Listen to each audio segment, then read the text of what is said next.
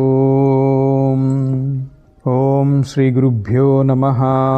ఉపనిషత్ శాంతి మంత్రం. ఓం పూర్ణమద పూర్ణమిదం పూర్ణాత్ పూర్ణముదచ్యతే పూర్ణస్య పూర్ణమాదాయ పూర్ణమేవావశిష్యతే. ఓం శాంతి శాంతి శాంతి. ఈశావాస్యం ఇత్యాదయో మంత్రాః. భగవత్పాదుల వారు అవతరణిక భాషలో చెప్పారు. మొదటి మంత్రము మొదటి శబ్దము ఈశావాస్యమిదగం సర్వం యత్కించ జగత్యాం జగత్ అని మొదలవుతుంది. తదర్థే, అందుకని ఈ ఉపనిషత్తు యొక్క పేరు ఈశావాస్య ఉపనిషత్. ఉపనిషత్తులో మొట్టమొదటి మంత్రంలో మొట్టమొదటి శబ్దం ఏదైతే ఉందో దాంతో ఇక్కడ ఈ ఉపనిషత్తుకి నామకరణం.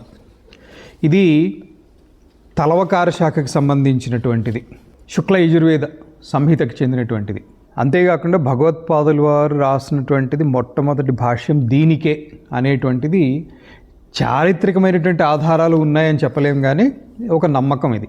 చారిత్రకమైన ఆధారాలు అంటే శంకర భగవత్పాదుల వారు ఎక్కడా కూడా నాది ఈ ఊరు, నా తల్లిదండ్రులు వీళ్ళు, ఇవన్నీ మాధవానంద సరస్వతి రాసిన శంకర విజయంలో వచ్చినాయి తప్ప శంకర భగవత్పాదుల వారు స్వతహాగా నేను కాలటి గ్రామానికి చెందినవాడిని, మా తల్లిదండ్రులు ఆర్యమాంబ శివగురు ఇలా ఎక్కడా చెప్పినట్లుగా ఎక్కడా లేదు. ఇన్ని వ్యాఖ్యానాలు, భాష్యములు, స్తోత్రములు ఇన్ని రాసినా ఎక్కడా కూడా ఆయన తన గురించి రాసుకోలే. సో ఇది ఈశావాస్య ఉపనిషత్తు శుక్ల యజుర్వేదానికి సంబంధించినటువంటిది. మొదటి మంత్రము చెప్పండి నాతోటి. ఓం ఈశావాస్యమిదగం సర్వం యత్కించ జగత్యాం జగత్ తేన త్యక్తేన భుంజీధా మా గృధ కస్య స్విద్ధనం.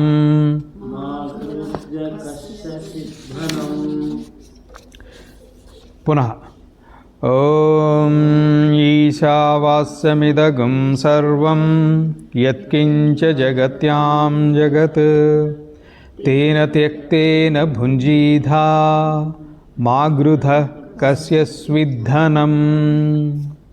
ఇదం యత్కించ జగత్యాం జగత్ తత్సర్వం ఈశావాస్యం.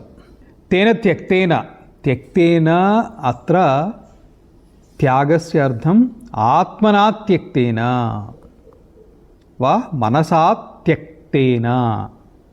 తృతీయ విభక్తి మనసా, మనసు చేత, మనసు ద్వారా, మానసికంగా అంటారా అది. ఆత్మపరంగా త్యక్తేన అంటే త్యజించండి, సన్యసించండి అంటే ఆత్మపరంగా సన్యసించండి.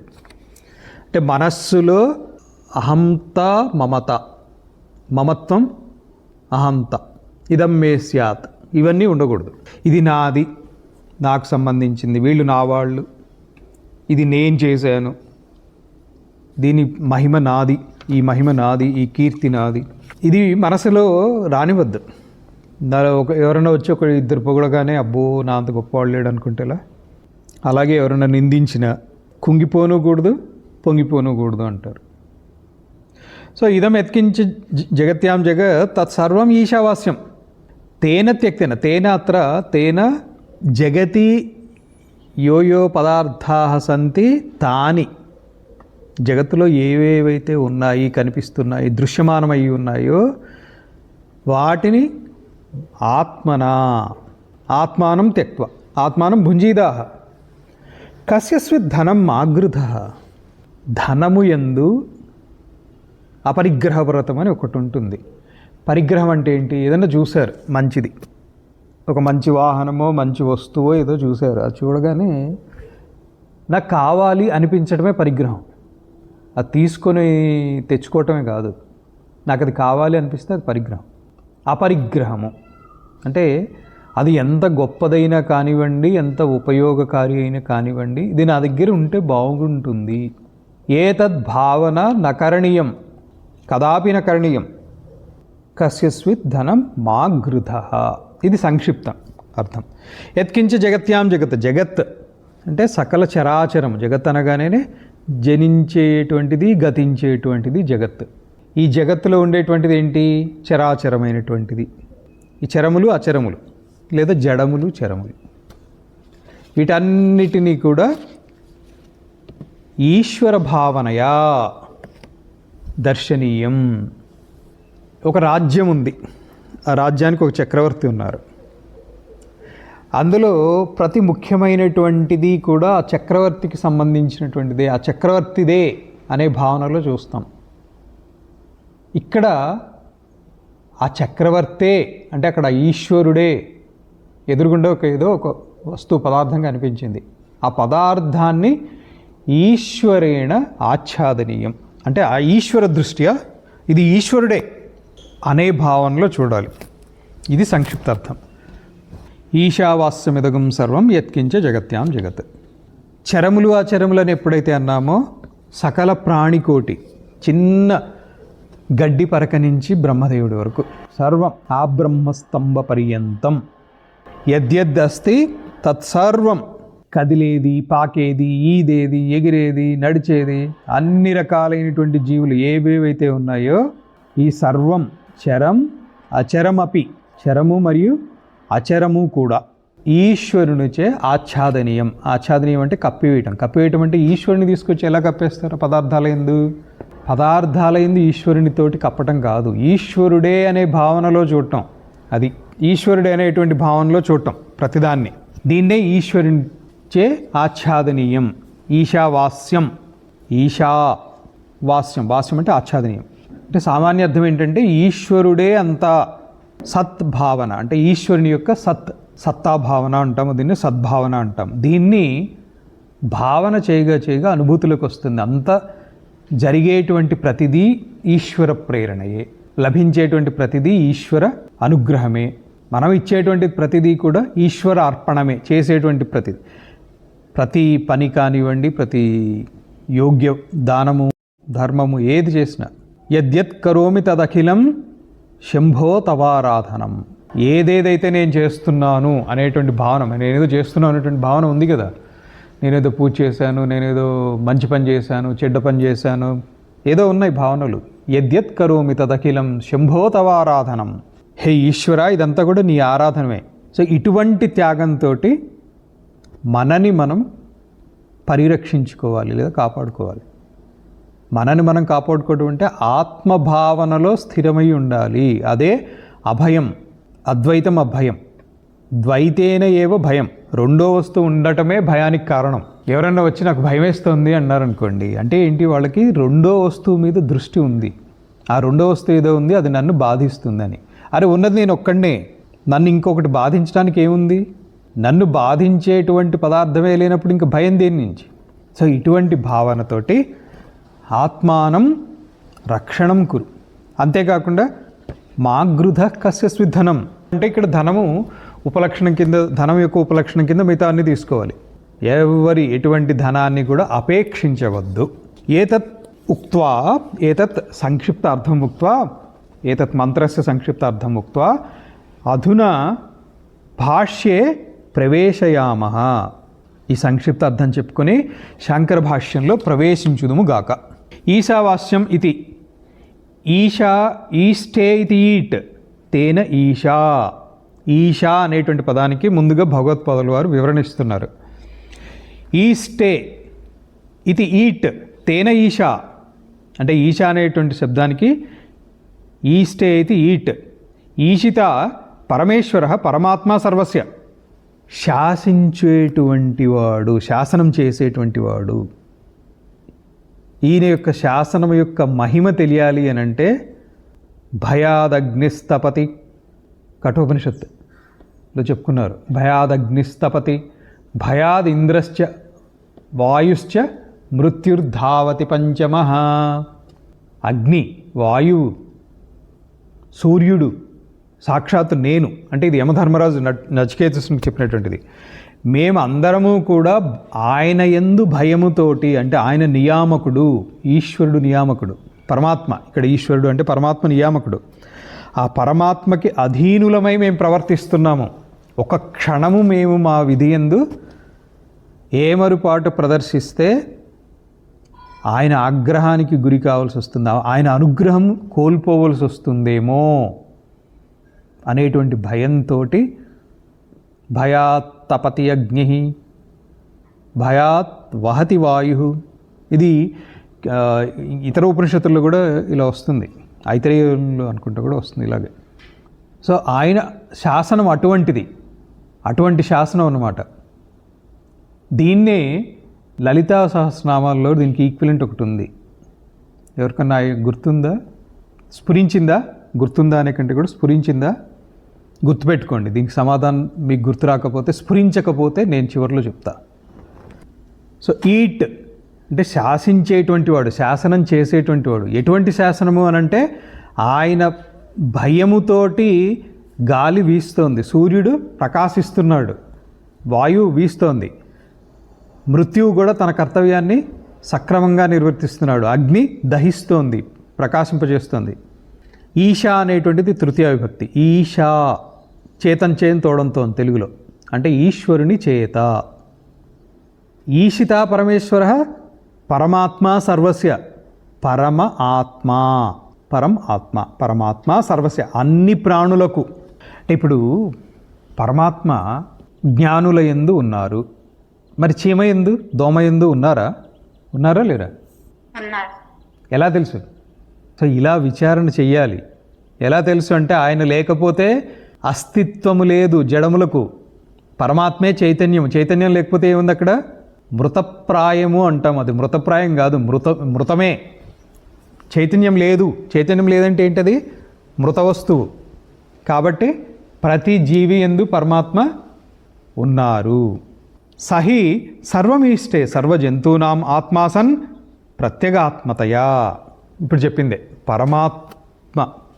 ప్రత్యేగాత్మ అంటే ప్రత్యేక్ ఆత్మ, ప్రతి జీవి యందు ఉండేటువంటి ఆత్మ. కాబట్టి ప్రత్యేగాత్మతయా ఆ ధర్మము ద్వారా సహి సర్వమీష్టే, అన్నిటినీ కూడా ఈష్టే శాసిస్తున్నారు.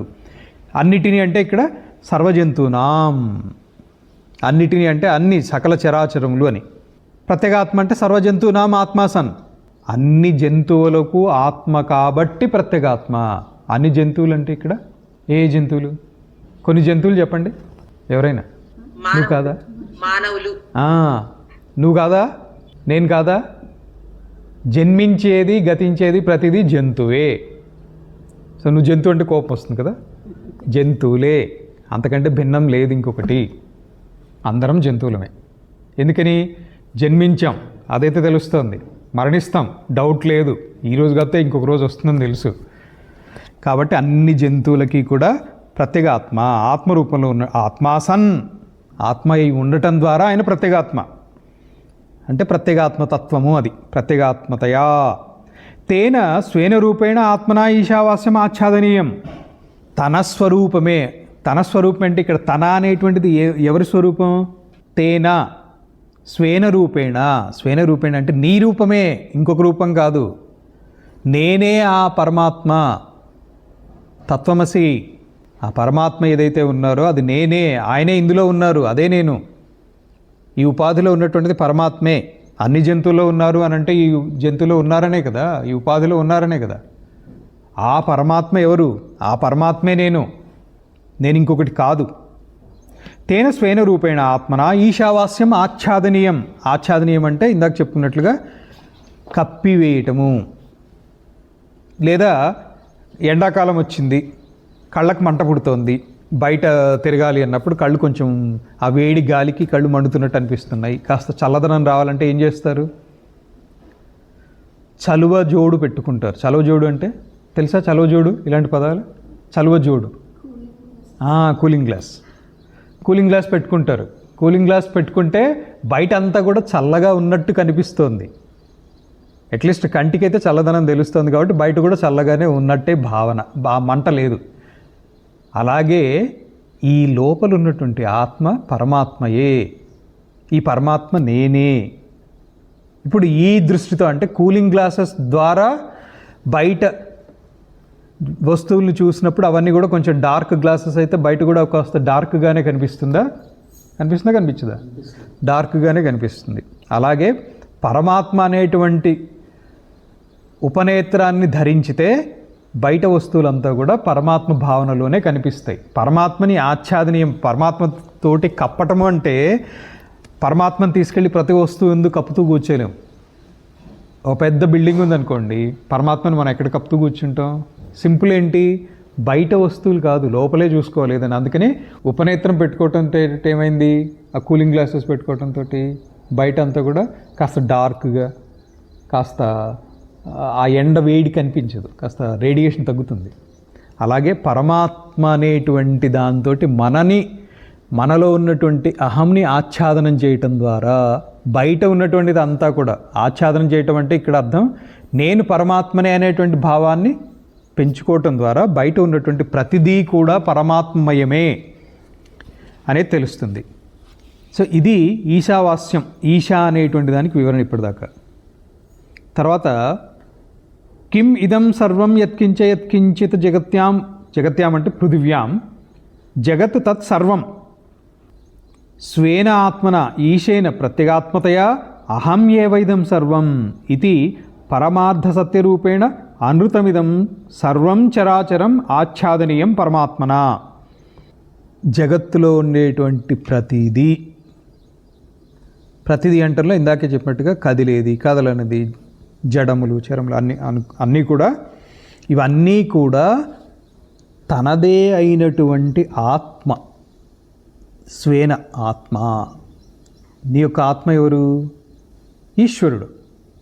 ఈ ఈశ్వరుని చేతనే ఈ సర్వము నేనే అనేటువంటి భావన అంతర్తమంగా, అంటే ఆత్మరూపంలో బయట ఉండేటువంటివన్నీ కూడా గోచరిస్తున్నాయి అనేటువంటి యథార్థాన్ని గ్రహించాలి. ఇక్కడ పరమార్థ సత్యరూపమైనటువంటి ఆత్మతోటి, తానే అయినటువంటి అంతర్తమైనటువంటి స్వరూపంతో మిథ్య అయినటువంటి ఈ జడ చర వస్తువులన్నిటినీ కూడా కప్పివేయాలి. నిజానికి జరిగేటువంటిది అదే, కాకపోతే ఎవరు తెలుసుకోవటంలా.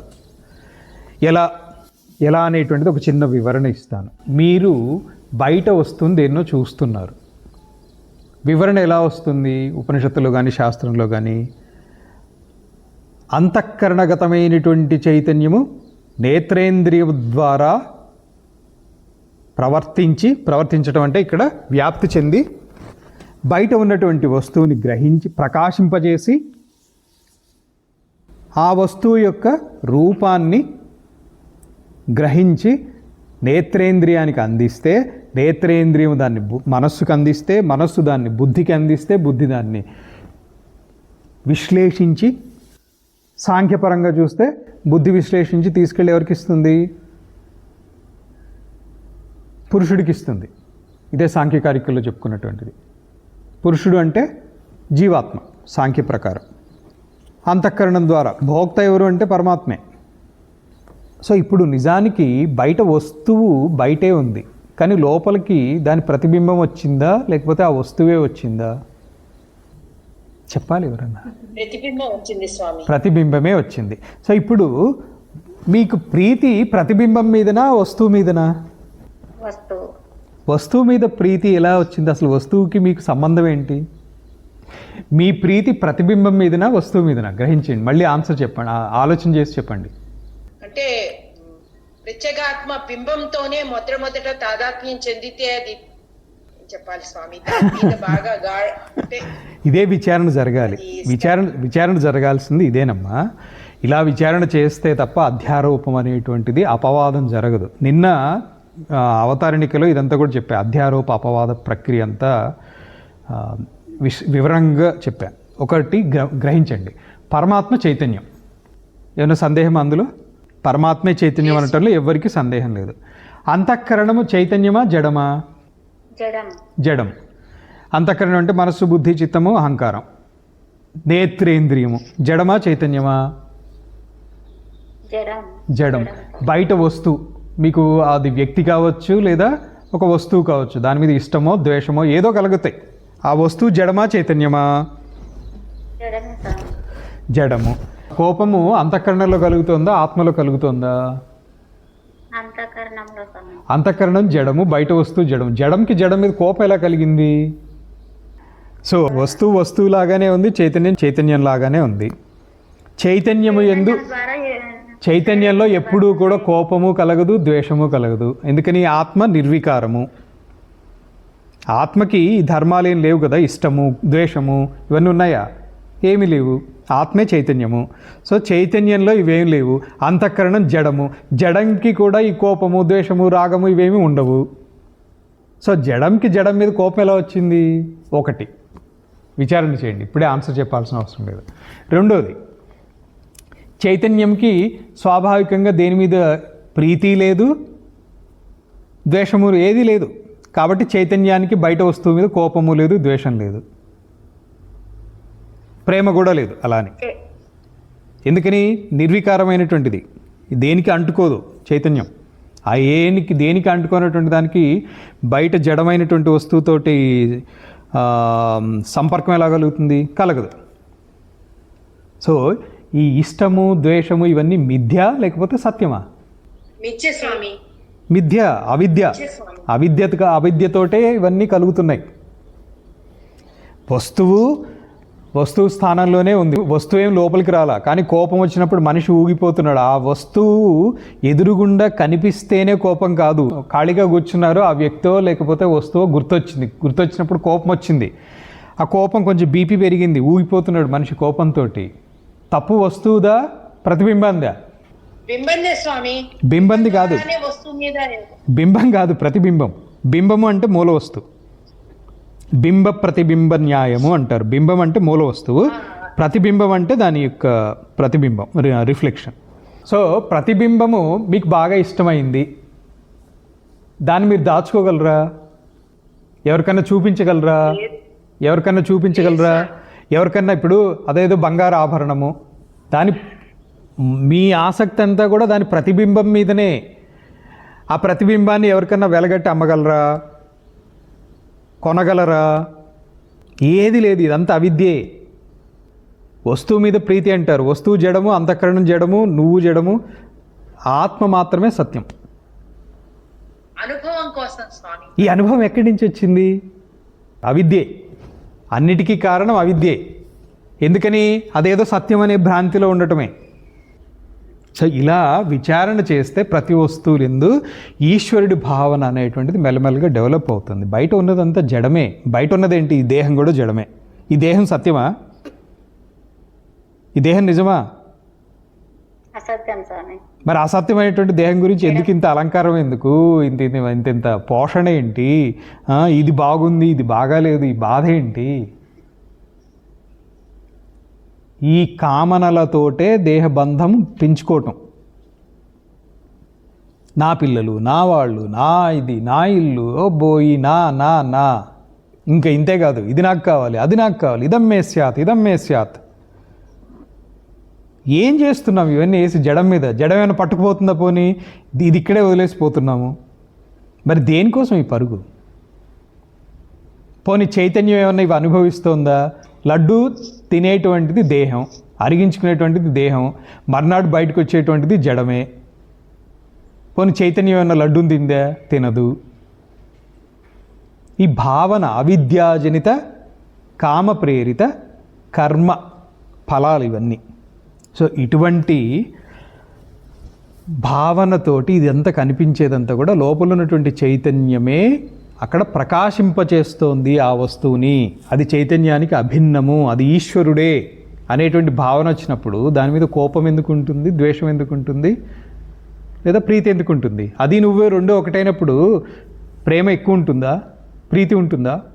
తటస్థంగా న్యూట్రల్గా ఉంటుంది. అది డెవలప్ అవటం కోసమే ఈశావాస్యం ఇదగం సర్వం. ఈ సర్వం నేనే అంటే అంతరతమమైనటువంటి చైతన్యం, పరమాత్మ, ఈశ్వరుడు ఆయనే. అంతా అంటంలోనే సర్వ సృష్టి, సకల జగత్తు అంతా కూడా ఈశావాస్యం, ఆచ్ఛాదనీయం. అంతా కూడా ఈశ్వర భావనతోటి చూడటం, ఈశ్వరునితోటి కప్పివేయాలి అని చెప్పడం. తర్వాత ఇప్పుడు గంధం ఉంది. గంధము కొన్ని రోజులు నీళ్లలో ఎక్కువ పెడితే అది కొంచెం కుళ్ళిపోతుందా? గంధం ఎక్కువగా శీతస్పర్శతోటి, ఎక్కువగా జలస్పర్శతోటి ఉంటే గంధం కూడా దుర్గంధం అవుతుంది. ఒక లేయర్ ఫామ్ అవుతుంది, దాని మీద ఫంగస్ ఫామ్ అవుతుంది. గంధం పొడి ఉందండి, గంధం పొడి మీద కొంచెం నీళ్లు జల్లి పెట్టండి, 2-3 రోజులు అయ్యేటప్పటికి 3 రోజులు 4 రోజులు ఏదో దాని మీద ఒక వైట్ లేయరు, ఆ తర్వాత గ్రీన్ లేయరు ఏవో స్టార్ట్ అవుతాయి. ఇక్కడ కుంకుమ నేను గమనిస్తుంటా, కుంకుమ అక్కడ పెడతాం కదా, దాని మీద ఒక వైట్ లేయర్ ఫామ్ అవుతుంది. అదేంటి? బ్యాక్టీరియానే కదా. అదంతా పైకి తీసేస్తే మళ్ళీ లోపల కింద ఉన్నటువంటి కుంకుమ ఇంకా దానికి ఇది అంటలేదు కాబట్టి అది ఒరిజినల్ రెడ్ కలర్లో ఉంటుంది. గంధం కూడా అంతే, కొన్ని రోజులు అక్కడ ఉంచేటప్పటికి అది ఫంగస్ ఏదో వస్తుంది. అప్పుడు గంధం దాని వాసన చూస్తే ఎలా ఉంటుంది? సుగంధం వాసన ఉండదు, అక్కడ దుర్గంధం వాసనే ఉంటుంది, దుర్గంధం ఉంటుంది. ఆ పైన లేయర్ తీసేసి మళ్ళీ కొంచెం దాన్ని ఎండబెట్టో లేదా కొంచెం మళ్ళీ చేస్తే మళ్ళీ సువాసన వస్తుంది. గంధంలో దుర్గంధం ఉందా? అంటే గంధ పొడిలో దుర్గంధం ఉందా? లేదు. మరి ఎక్కడి నుంచి వచ్చింది? అది జల సంపర్కంతో వచ్చింది. సహజంగా తనలో లేనటువంటిది సంపర్కవశాత్తు ఆ దోష గుణం వచ్చింది. అదే ఇక్కడ చెప్పబోతున్నారు. యథా చందనాగర్వాదే ఉదకాది సంబంధజ క్లేదాదిజం ఔపాధికం దౌర్గంధ్యం తత్స్వరూప నిఘర్షణేన ఆచ్ఛాద్యతే స్వేన పారమార్థికేన గంధేన. ఏ విధంగా అయితే చందనము, అగరు వీటికి ఉదకాది సంబంధజ క్లేదాదిజం, క్లేదము అంటే ఇక్కడ మాలిన్యం, ఔపాధికం దౌర్గంధ్యం, దాని వాసన చూస్తే దుర్గంధయుక్తంగానే ఉంటుంది. తత్స్వరూప నిర్ఘర్షణేన, స్వరూప నిర్ఘర్షణ అంటే ఈ పైన పేర్కొన్నటువంటి మాలిన్యాన్ని తొలగించడం ద్వారా స్వేన పారమార్థికైన గంధేన అంటే తన సహజమైనటువంటి సుగంధము. తద్వత్ ఏవ, అదేవిధంగా తద్వత్ ఏవ హి స్వాత్మని అధ్యస్థం స్వాభావికం కర్తృత్వ భోక్తృత్వాది లక్షణం జగత్ ద్వైతరూపం జగత్యాం పృథివ్యాం. చైతన్యానికి ఎటువంటి మాలిన్యము లేదు. ఏం చేశాము? స్వాభావికమైనటువంటి స్వభావాన్ని అధ్యారోపణ చేయటం జరిగింది. ఇది నేను చెప్పాను. ఏది? ఆత్మలో 6 ముఖ్య గుణాలు చెప్పుకున్నాం. ఏమేంటవి? శుద్ధత్వ, అపాపవిద్ధత్వ, ఏకత్వ, నిత్యత్వ, అశరీరత్వ, సర్వగతత్వ. ఇలాంటి విశేషణాలు ఆత్మకు ఉన్నాయి. ఇవి చెప్పుకున్నాం. ఇందులో ఎక్కడా కూడా బంధము, రాగము, క్రోధము, కామము ఇవి లేవు, ఆత్మలో లేవు. ఇవి లేనటువంటి దాన్ని అధ్యస్థం అంటే లేనటువంటి దాన్ని ఆరోపించి, ఏం ఆరోపించాము? నేను ఈ దేహము, మొట్టమొదటి ఆరోపణ. నేను కానటువంటి దాన్ని నేను ఇదే అనేటువంటి భావన వేయటమే మొట్టమొదటి ఆరోపణ. అది వేసిన తర్వాత ఏమైంది? ఇది వేసిన తర్వాత వెంటనే నేను స్త్రీ, నేను పురుషుడు, నేను పిల్లవాడు, నేను వృద్ధుడు, నేను ఇంకేదో, నేను ఫలానా ఫలానా ఫలానా ఫలానా, ఇవన్నీ ఇంకా పెరిగిపోయినాయి. దానికి అంతముందా? ఎక్కడి దాకా ఉంది? ఎక్కడి దాకా వెళ్ళిపోతూనే ఉంటాయి. ఓపుకున్నంత వరకు చెప్పుకుంటూనే ఉంటారు. ఇవన్నీ ఏంటి? అధ్యస్థం. ఇవన్నీ నిజంగా ఆత్మలక్షణాలు, నీ లక్షణాలు. ఇవన్నీ నీవా? నువ్వా? ఇవన్నీ నువ్వు కాదు. నువ్వు కానటువంటి దాన్ని వేసి వేసి వేసి వేసి వేసి అధ్యస్థం. దీన్నే అధ్యారోపణ చేయటం అంటారు. అధ్యారోపణ చేసి నేను దుఃఖిని, నేను పరిమిత శక్తి కలిగినటువంటి వాడిని, నాకు పరిమితులు ఉన్నాయి, నేను ఇంతే చేయగలను, లేదా ఇక్కడ చేయటం గురించి కాదు ప్రస్తావన, నా లిమిటేషన్, నేను ఈ దేహానికి సంబంధించినటువంటి వాడినే, ఈ దేహం మాత్రమే, దేహ పరిధి మాత్రమే నాది అనే భావన. దేహానికి రోగం వస్తే నాకు రోగం వచ్చిందనే భావన. దేహానికి కాస్త సుఖం లభిస్తే దేవుడు అనే కంటే కూడా ఈ అవిద్య కూడా కొన్ని గొప్ప గొప్ప విషయాలు చేస్తూ ఉంటుంది. ఏది? జైల్లో పెట్టిన వాడికి కూడా టైంకి ఫుడ్ పెడతారు.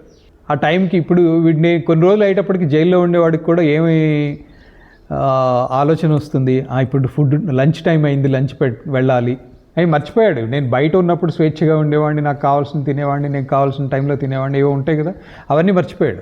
మర్చిపోయి నేను ఈ సమయానికి తినాలి, ఈ సమయానికి పడుకోవాలి, ఇది అధ్యారోపం. ఇది అధ్యారోపానికి ఉదాహరణ.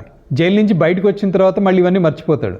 అలాగే దేహగతమైనటువంటి చైతన్యము దేహ ఉపాధి పరిమితుల్ని తన పరిమితులుగా భావిస్తూ నేను సుఖి, నేను దుఃఖి, నేను భోక్త, నేను కర్త అంటే కర్తృత్వ భోక్తృత్వాది అభిమానాలు, ఈ లక్షణాలన్నీ వేసుకొని సహజ స్వరూపాన్ని మర్చిపోవటం ఏదైతే ఉందో ఈ వేసుకోవటమే అధ్యారూపం.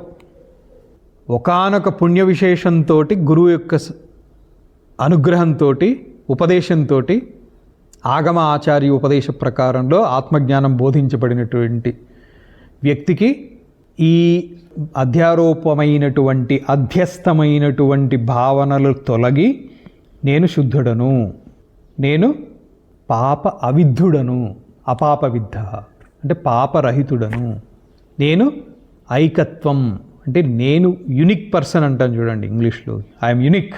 సో ఆ ఏకత్వం ఇలాంటి గుర్తు చేయటం ద్వారా ఏమైంది, అధ్యస్థమైనటువంటి లక్షణాల యొక్క అపవాదం జరిగింది. దీన్నే అధ్యారోప అపవాద ప్రక్రియ. నిన్న కొంత చెప్పుకున్నాము, ఈరోజు కూడా సందర్భం వచ్చింది. ఇక్కడ అధ్యస్థం అనేటువంటిది అధ్యారోపం గురించి చెప్తుంది. స్వాత్మని అధ్యస్థం స్వాభావికం కర్తృత్వ భోక్తృత్వాది లక్షణం జగత్ ద్వైత రూపం. ఈ అధ్యస్థంతో ఏమైంది, ద్వైతం అంతా నేను వేరు బయట వేరు, నేను ఆనందంగా ఉన్నాను, వేరే వాళ్ళు ఇంకొక దుఃఖంలో ఉన్నారు, లేదా వాళ్ళు నాకంటే ఆనందంగా ఉన్నారు. దీన్ని తొలగించాలి. ఇది తొలగించినంత వరకు జగత్ అంతా కూడా ద్వైత రూపంలో భాషిస్తూ ఉంటుంది. జగత్యాం పృథివ్యాం, జగత్యాం అనేటువంటిది ఉపలక్షణ కింద తీసుకోవాలి. జగతి అని అంటే ఈ కనిపించేది మనకు కనిపించేంత మాత్రమే కాదు, పైన ఉన్నటువంటి స్వర్గము కింద ఉన్నటువంటి నరకము ఉన్నాయి అనుకుంటున్నాం కాబట్టి అవి నిజమా కాదు. నామము రూపము క్రియ ఇవన్నీ వికార జాతం, ఇవన్నీ కూడా వికారజాతమైనటువంటి పరమార్థ సత్యాత్మ భావనయా. ఈ నామరూప కర్మాఖ్యం వికారజాతం. ఈ నామము రూపము కర్మ ఇలాంటి వికారములతోటి ఉద్భవించినటువంటి పరమార్థ సత్య ఆత్మభావనయా త్యక్తం స్యాత్. పరమార్థ సత్య ఆత్మభావనయా, పరమాత్మయే సత్యమైనటువంటిది, అంతటా వ్యాపించినటువంటిది సద్వస్తు పరమాత్మ. ఆ పరమాత్మయే ఆత్మభావనయా, నేను తత్వం అసి, ఆ పరమాత్మయే నేను అనేటువంటి భావనతో, ఆ భావనయా ఇది కూడా తృతీయ విభక్తి, భావన చేత పరమార్థ సత్యాత్మ భావనయా త్యక్తం, ఆ భావనతోటి అంతా కూడా వదలబడినటువంటిది అవుతుంది. త్యక్తం స్యాత్, వదలబడినటువంటిది అవుతుంది. ఏదంతా వదలబడినటువంటిది అవుతుంది, అధ్యస్థమైనటువంటి నామరూప కర్మ విషయాలు ఏవైతే ఉన్నాయో, నేను సుఖి, నేను దుఃఖి, నేను స్త్రీ, నేను పురుషుడు, నేను బలవాన్, నేను బలహీన, నేను ధనవాన్, నేను ధనహీన, ఈ వికారజాతం అంతా కూడా పరమార్థ సత్యమైనటువంటి ఆత్మభావనతోటి బాధింపబడుతుంది.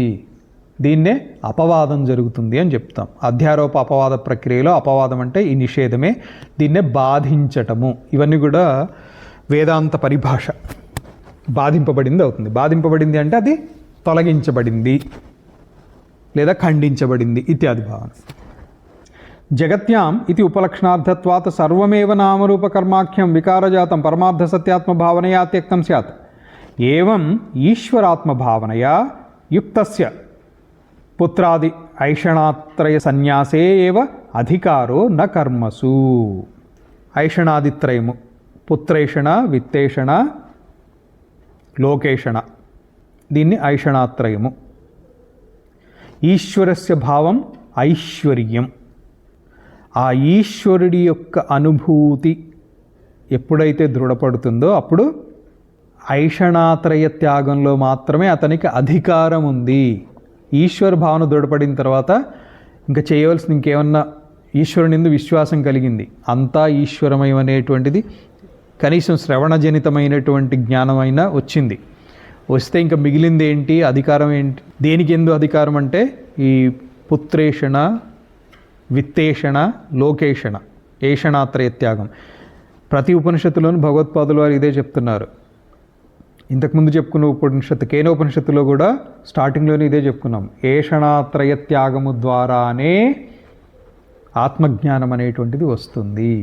నేను ఇంకా ధనం సంపాదించాలి, నేను ఇంకా పేరు సంపాదించుకోవాలి, నేను ఇంకేదో సంపాదించుకోవాలి, నా కుటుంబం బాగుండాలి, నా పరివారం బాగుండాలి, ఈ భావనలు మనస్సులో ఉన్నంత వరకు మనస్సు ఈశ్వరుని చేరుకోలేదు. ఇక్కడ అంతఃకరణం అన్నా మనస్సు అన్నా సమానార్థకాల కిందే తీసుకోవాలి. ఎప్పుడైతే ఈశ్వరుని ఎందు దృఢపడుతుందో అంతా ఈశ్వరుడే చూసుకుంటారు.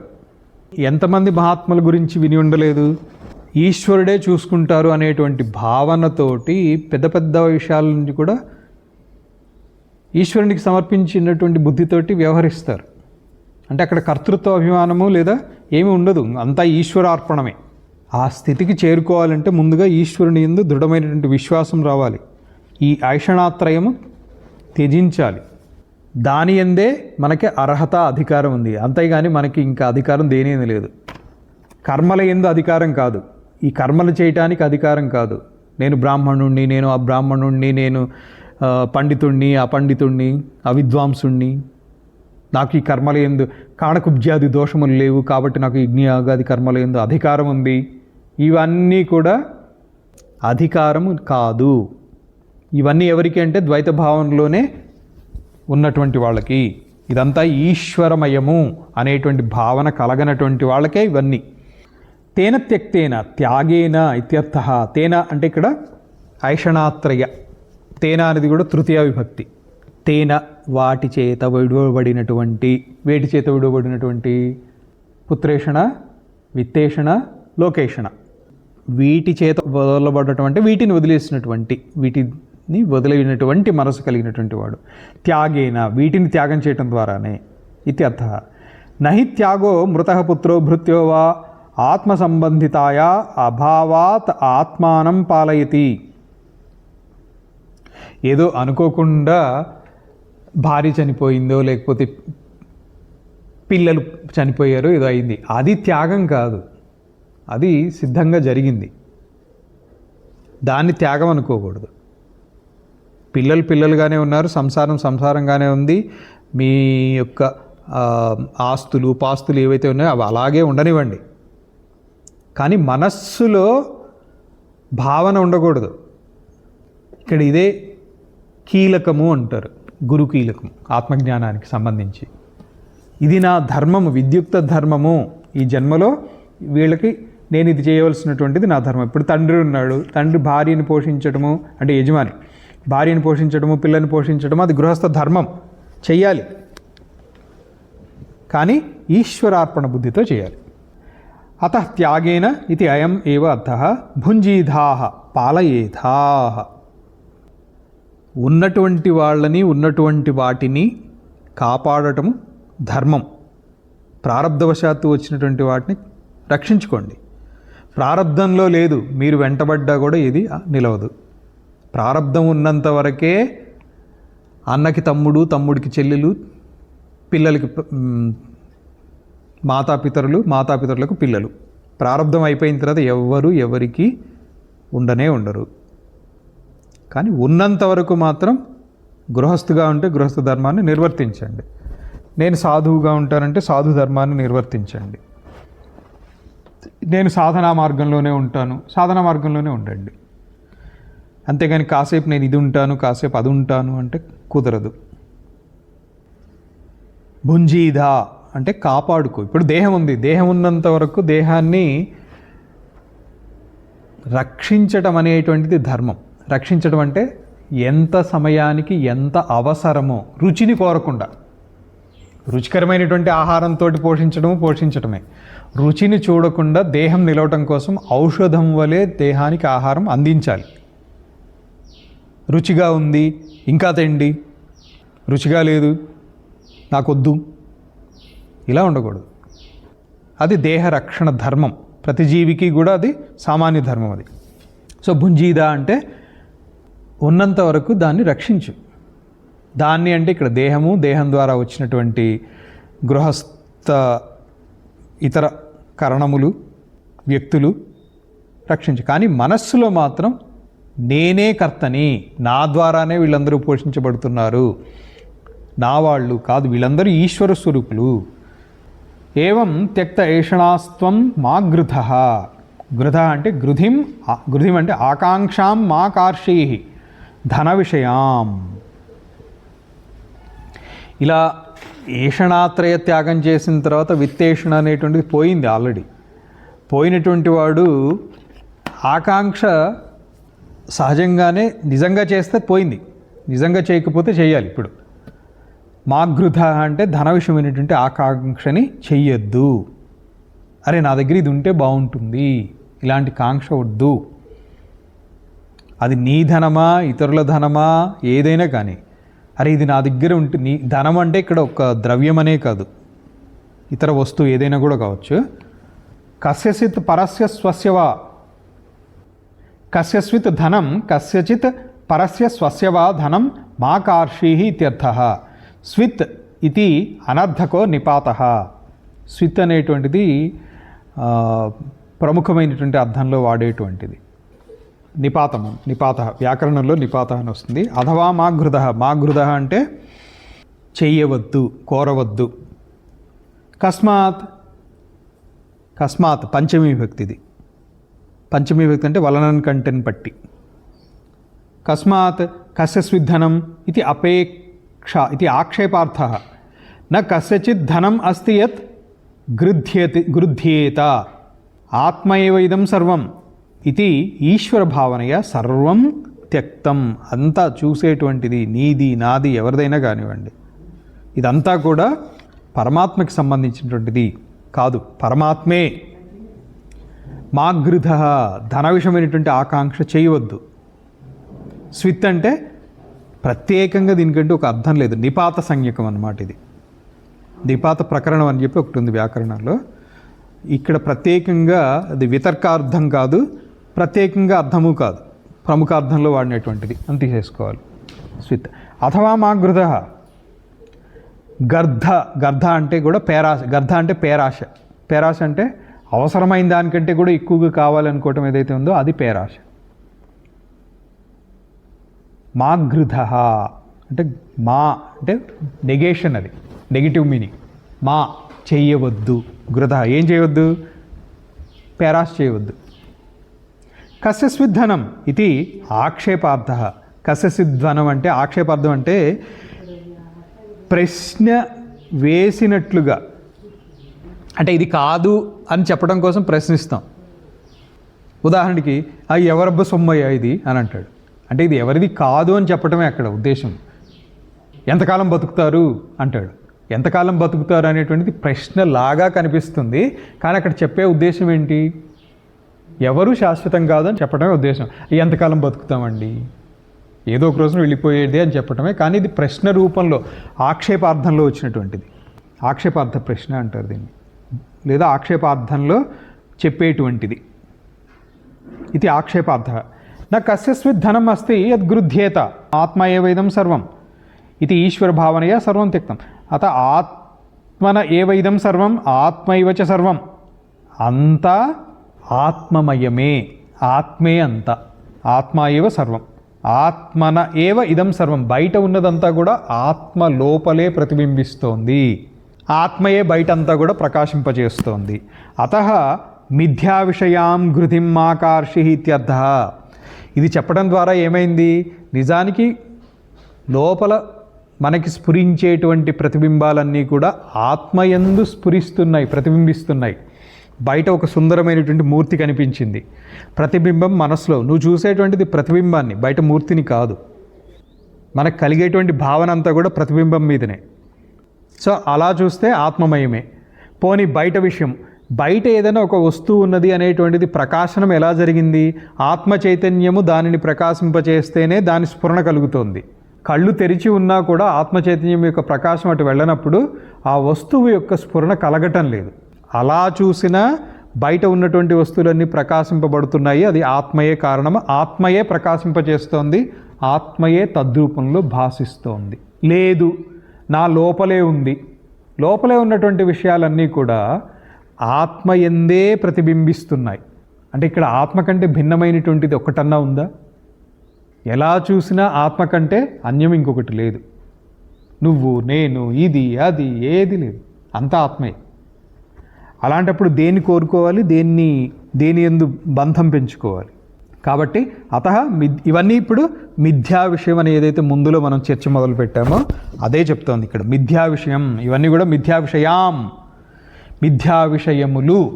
ఇటువంటి మిథ్యా విషయముల యందు గృధిం ఆకర్షి, మిథ్యా విషయాం గృధిం ఆకర్షి, చెయ్యవద్దు.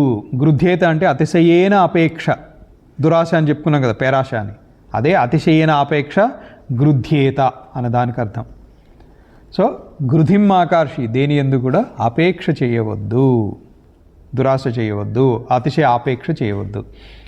ఏవం ఆత్మవిద పుత్రాది ఏషణాత్రయ సంన్యాసేన ఆత్మజ్ఞాన నిష్ఠతయా ఆత్మ రక్షితవ్య ఇది ఏష వేదార్థ.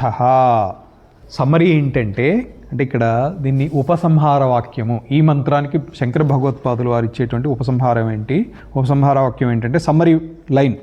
పరిపక్వం కానటువంటి ఆత్మజ్ఞానం ఉండేటువంటి వాడు ఈ ఐషణాత్రయాన్ని త్యజించి ఆత్మజ్ఞానంలో నిష్ట కలిగి ఉండాలి. ఆత్మజ్ఞానంలో నిష్ట కలిగి ఉంటే తనను తాను రక్షించుకున్నటువంటి వాడు అవుతాడు, అంటే ఆత్మరక్షణ చేసినటువంటి వాడు అవుతాడు. తనని తాను రక్షించుకోవడం అంటే ఏంటి అర్థం ఇక్కడ? తను తానుగా ఉండటం అంటే నేను ఆత్మస్వరూపుడను, నేను ఆత్మస్వరూపంగానే ఉంటాను, నేను దేహస్వరూపుణ్ణి కాను, నేను ఆత్మస్వరూపుణ్ణి అని ఆత్మయందు స్థితి కలిగి ఉండటమే తనను తాను రక్షించుకోవటం. ఇక్కడ ఆత్మయందు నిష్టం కలిగి ఉండటం. ఇదే ఈ వేదమంత్రం యొక్క తాత్పర్యం, ఇప్పుడు చెప్పుకున్నటువంటి మంత్రం యొక్క తాత్పర్యం. అథ ఇతరస్య అనాత్మజ్ఞతయా ఆత్మగ్రహణ అశక్తస్య ఇదం ఉపదిశతి మంత్ర. తర్వాత చెప్పబోయేటువంటి మంత్రానికి ఉపోద్ఘాతం, అవతారిక. తర్వాత మంత్రంలో ఏం చెప్తున్నారు? ఈ స్థాయిలో ఆత్మజ్ఞానం దృఢపడలేదు, ఇంకా ఏదో చెయ్యాలి, బయట కనిపించేటువంటి వాటి ఎందు విరక్తి కలగలేదు, ఆత్మ ఎందు నిష్ట కలగలేదు. అలా నిష్ట కలగనటువంటి వాడు ఏం చెయ్యాలి అనేటువంటిది కుర్వన్నేవేహ కర్మాణి జిజీవిషేత్ శతగుం సమాహ అని రేపు చెప్పుకుందాం, ఆ రెండో మంత్రం. సో మొదటి మంత్రం ఈరోజు చెప్పినటువంటిది ఈశావాస్యం ఇదగం సర్వం యత్కించ జగత్యాం జగత్ తేన త్యక్తేన భుంజీధా మాగృధ కస్య స్విద్ధనం. మొదటి మంత్రము పూర్ణముగా ఆత్మజ్ఞానం గురించే చెప్పింది. రెండో మంత్రంలో కర్మ గురించి చెప్తుంది. కర్మ అంటే ఇక్కడ కర్మ ఉపాసనల గురించి చెప్తుంది. అది ఎందుకు అవసరం పడుతోంది? ఆత్మజ్ఞానము యందు నిష్ట కుదరలేదు కాబట్టి, ఏషణాత్రయ త్యాగం జరగనటువంటి వాళ్ళకి కర్మ రెండో మంత్రంలో వస్తుంది. అది అంతే తప్ప ఉపనిషత్తుల్లో కర్మ ఉపాసన గురించి చెప్పారు కాదు. ఉపనిషత్తు యొక్క ముఖ్య ఉద్దేశం కర్మ ఉపాసన చెప్పటం కాదు, ఆత్మనిష్టయే ముఖ్యోద్దేశం. ఇది చేయలేనటువంటి వాడికి రెండవ మంత్రం శాంతి మంత్రం. ఓం పూర్ణమదః పూర్ణమిదం పూర్ణాత్ పూర్ణముదచ్యతే పూర్ణస్య పూర్ణమాదాయ పూర్ణమేవావశిష్యతే. ఓం శాంతి శాంతి శాంతి. ఓం తత్సత్.